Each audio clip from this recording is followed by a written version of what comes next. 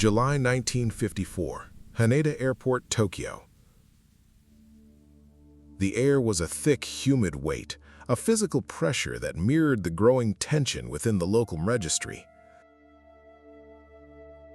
At this stage in the post-war synchronization, Haneda was more than an airport. It was a primary port of entry for the seed to repopulate the Pacific sector. Thousands of data packets, human lives, were moving through the terminal with mechanical precision. Every visa stamped, every suitcase scanned, every identity verified. It was a perfect closed-loop system until the logic error arrived on a flight from Europe. He was a man of unremarkable proportions. Charcoal suit, crisp white shirt, the tired eyes of a long-haul traveler. He didn't look like an anomaly. He didn't look like a threat. He looked like an asset that belonged exactly where he was standing. He approached the customs threshold at 12:40 p.m.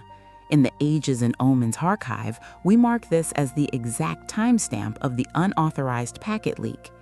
The man handed over his passport with the casual confidence of someone who had done this 100 times before. The customs official, a man whose life was dedicated to the rigidity of the registry, opened the document. He looked at the photo, he looked at the man, then he looked at the country of origin. The official's internal firewall hit a hard stop. The name on the gold leaf cover didn't trigger a recognition code. It didn't exist in the 1954 version of the world map. The country was called Taured. Taured? The official asked. His voice was small against the roar of the piston engines outside.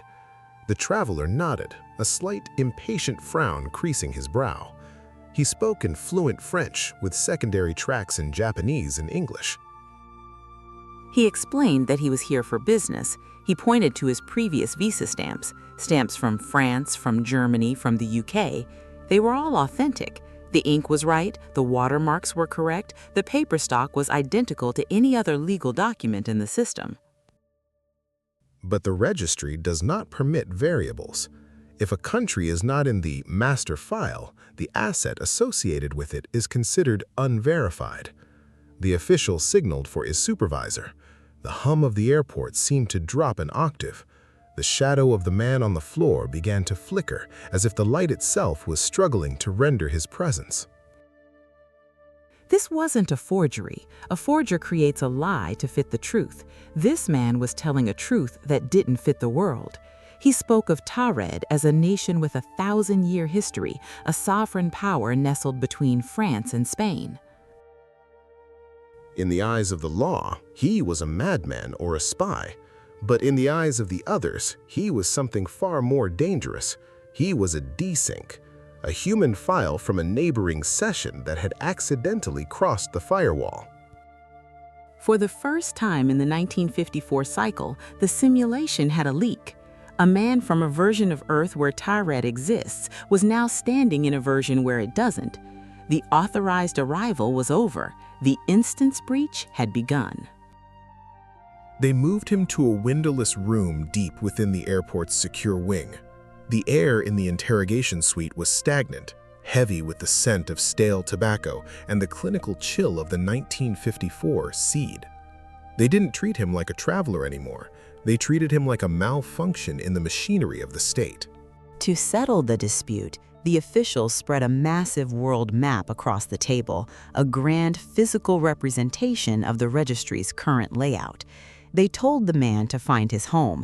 They expected him to falter, to admit to a prank, or to show the cracks in a fabricated story.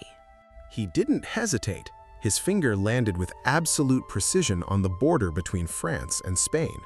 He didn't look for a name, he looked for the geography. He pointed to the rugged mountains of the Pyrenees and insisted that Taured had stood there for over a millennium. To the officers, that space was occupied by the microstate of Andorra. To the man, Andorra was a name that carried no weight, no history, and no reality.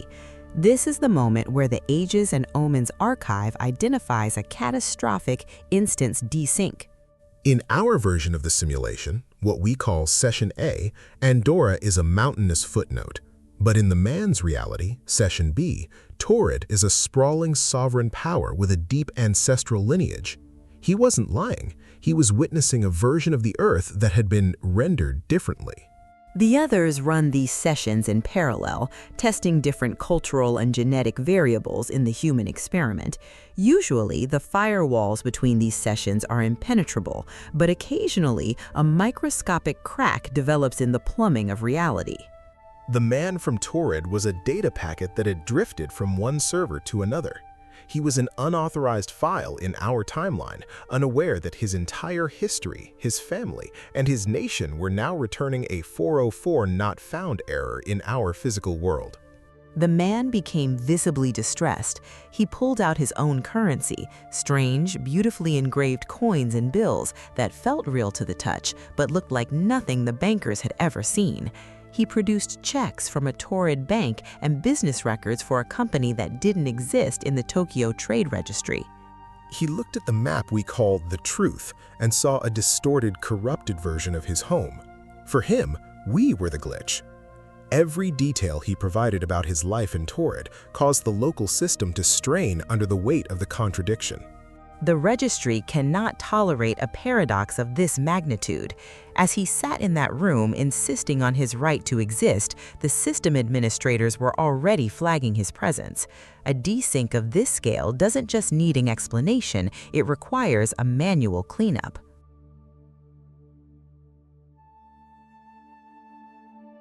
Since the registry could not reconcile his presence, the decision was made to isolate the asset. They chose a high-rise hotel nearby, a structure of cold concrete and rigid geometry.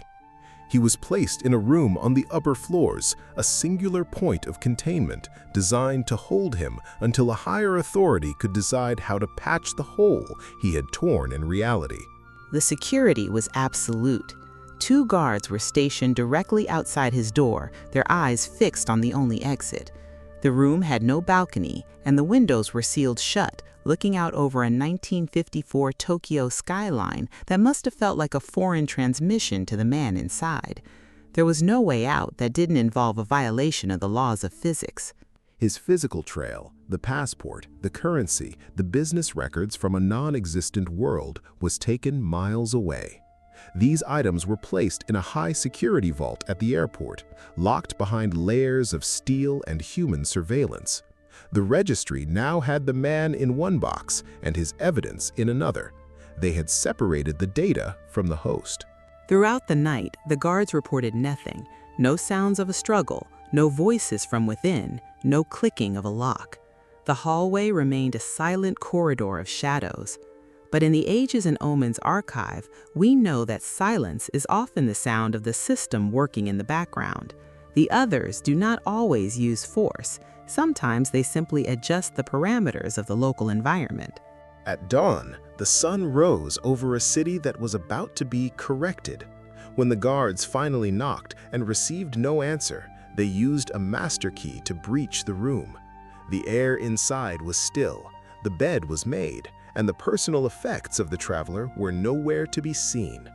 The room was perfectly, impossibly empty. A frantic call was placed to the airport security vault. If the man had somehow escaped, the evidence of his origin remained their only lead. But when the steel doors were opened, the officials found a second impossibility. The shelf where his documents had been stored was bare. The passport from Taured, the strange coins, the checks, every scrap of physical matter associated with the anomaly had vanished. This was not an escape.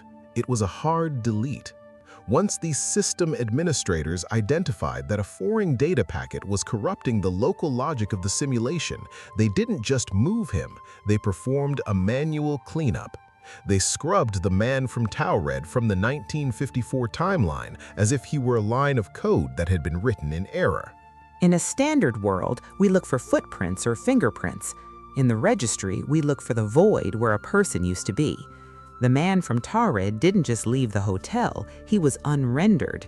Every trace of his presence was pulled back across the firewall, leaving the Tokyo police staring at empty rooms and empty vaults, wondering if they had witnessed a miracle or a haunting.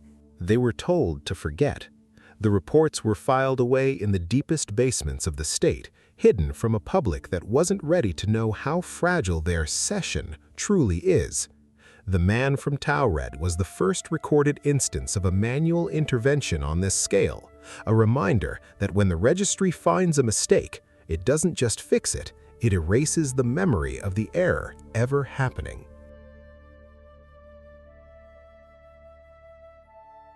File 1954H remains one of the most chilling entries in the Ages and Omens archive. It isn't just a story about a man who got lost in a foreign airport. It is a clinical demonstration of the vulnerability of our collective session. We walk through our cities believing the pavement is solid, the history books are static, and our origins are unchangeable. But the Taured anomaly proves that the others are constantly pruning the branches of the human timeline. History is not a record of what happened, it is merely a record of what the system allowed to remain. When the man from Taured was deleted, it wasn't just his body that vanished, it was the very possibility of his existence. We see these instance desyncs more often than we care to admit. We call them the Mandela effect, or a glitch in the matrix, or a trick of the light. We notice a building that wasn't there yesterday, or we remember a world event that the registry says never occurred. These are the ripples of a manual cleanup, the digital residue of a firewall that is beginning to fail. As we move deeper into 2026, the signals we are tracking suggest that the frequency of these leaks is increasing. The synchronization is approaching, a moment when the others reevaluate the data harvest and decide which sessions are worth continuing and which are destined for a hard format. The man from Taured was a warning sent from a neighboring reality, a dead file that the system had to manually overwrite to prevent us from seeing the truth. He was the proof that there is more than one version of Earth currently being rendered in the dark. If you find yourself in a place that doesn't feel right, if you see a face in the crowd that seems to be flickering at a different frequency, do not look away. You are witnessing the thinning of the biological firewall. You are seeing the registry's work before the edit is finalized. We are all assets in a larger experiment. Our names, our nations, and our memories are all subject to the delete key. Ensure your data is verified. Watch the horizons for the next desync. The firewalls are coming down, and the 2026 transition will not be silent. The registry is always watching. This has been Ages and Omens.